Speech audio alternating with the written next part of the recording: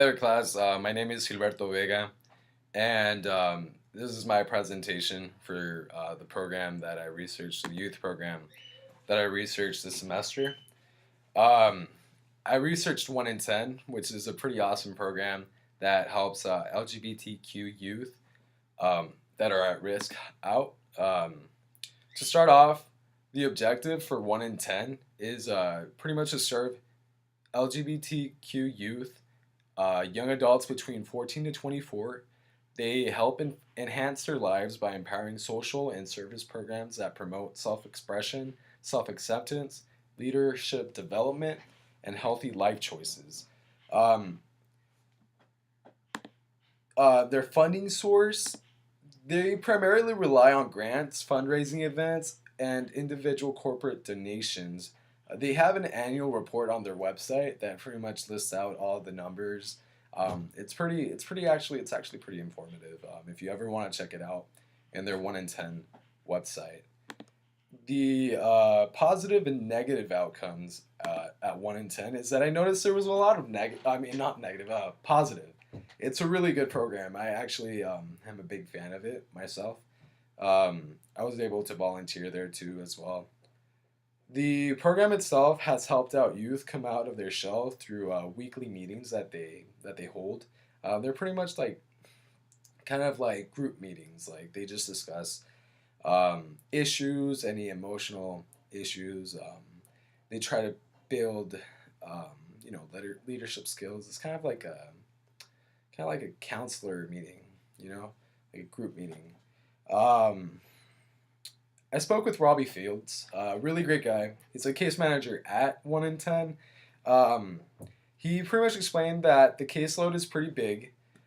They pretty much cater to each individual. They all receive, individually made goal review programs. They have their little individual goal reviews. They offer mentoring in a weekly basis, actually, for every client. Um, I really didn't see any negative outcomes coming from the clients themselves.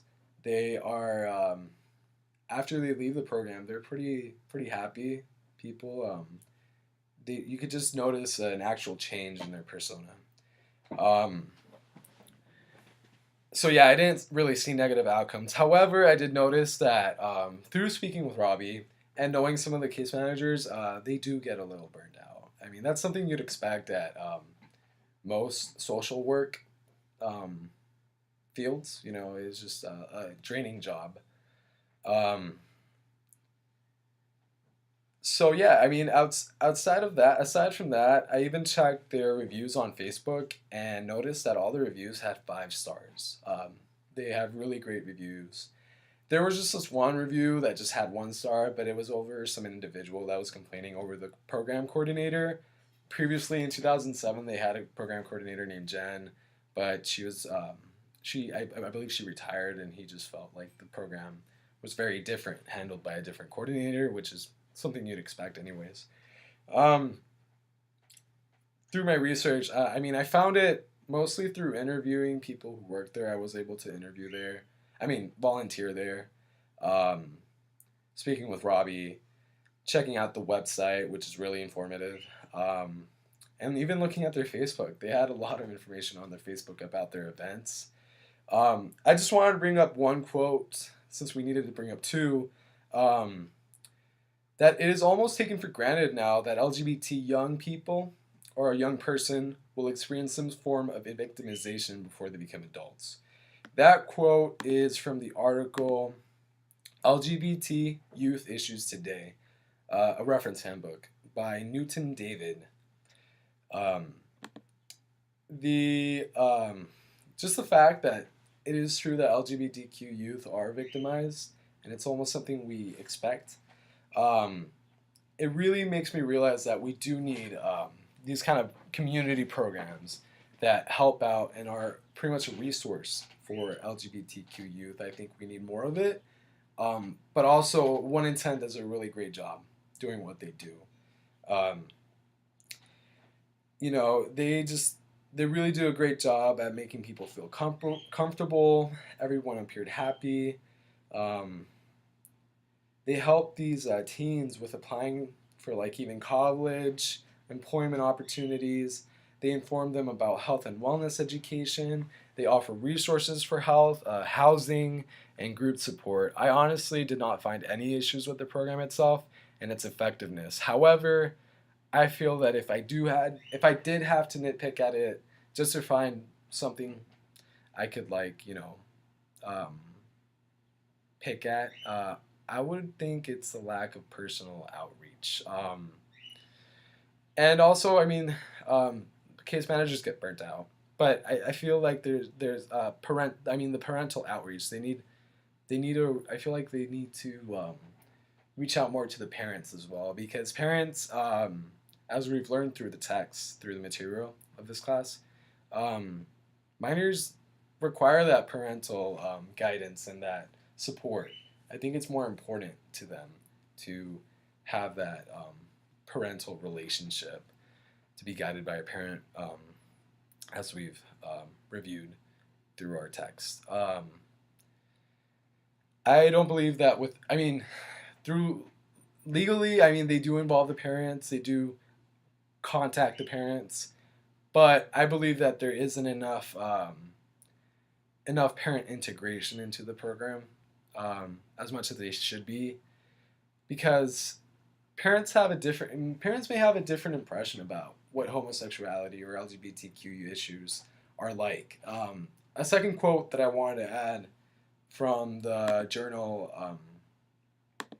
it's called "We're Not Like These Weird Feather Boa Covered AIDS Spreading Monsters: How LGBT Young People and Service Providers Think Riskiness Informs LGBT Youth Police Interactions." It's by Angela Doyer. Um, Pretty much the quote says that many mental health experts during the mid 20th century counseled parents not to be concerned if their children engage in same sex behaviors.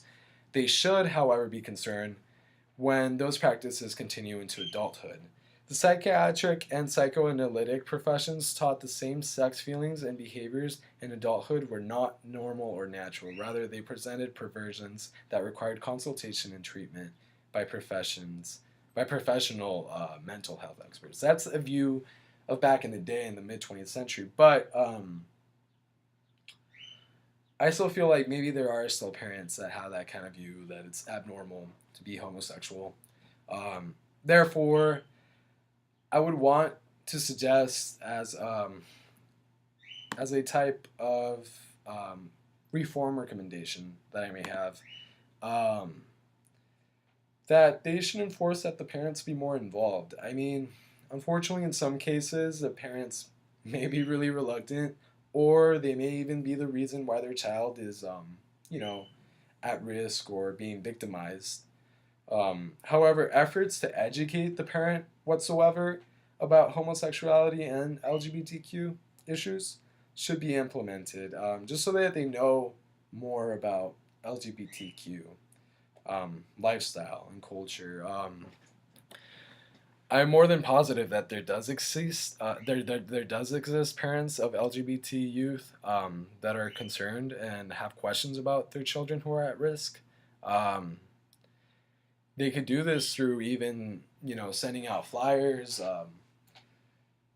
mail letters, educational um, letters, informative letters or flyers to parents, or holding even parent LGBTQ parent meetings, group meetings at their locations where they could just educate parents about LGBT um, lifestyles, and how it's